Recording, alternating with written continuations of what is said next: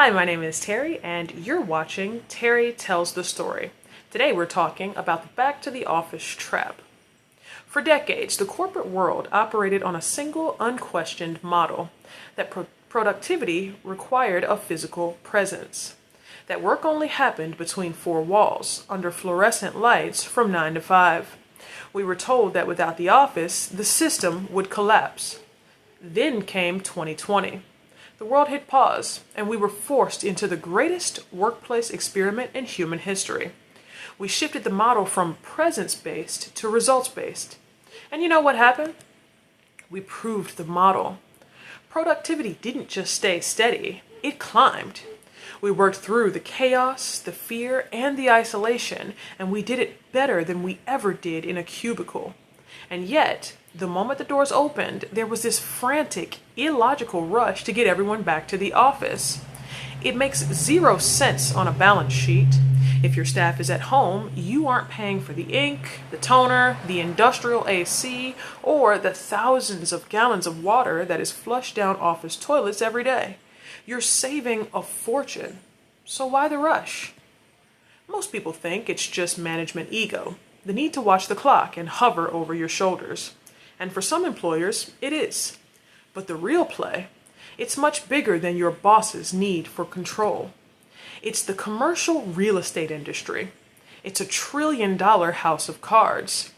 If the companies realize they don't need a 50,000 square foot facility of glass and steel to function, those buildings become worthless. The banks that hold the loans on those buildings fail. The city centers collapse. The back to the office mandate isn't a productivity move. It's a bailout for landlords. But they can't tell you that. So instead, they talk about spontaneous collaboration and company culture. They use phrases like, "Well, we just missed your face," to mask the fact that they are tied to a 15-year lease on a building that's essentially a ghost town. It's corporate gaslighting. They're telling you that you're less effective at your dining room table where you've been crushing your metrics for years, just to justify the existence of a lobby with a fountain. They're prioritizing collaboration over your sleep, your mental health, and your autonomy.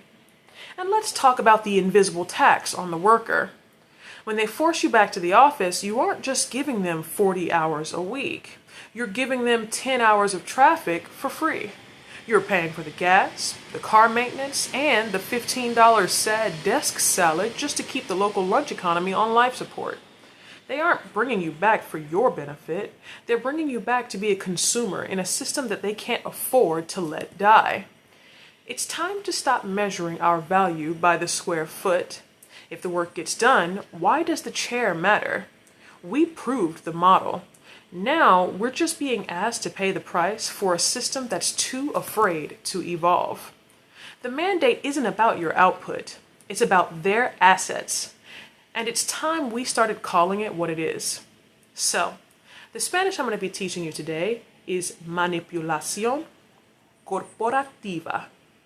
Manipulación corporativa. And what that means is corporate gaslighting. If you like this video or you learned something new, drop a like down below. If you have a specific topic that you'd like to see me cover, drop me a comment. And if you'd like to support this work that I do, there'll be a link to the Cash App in the description box below. We'll see you next time.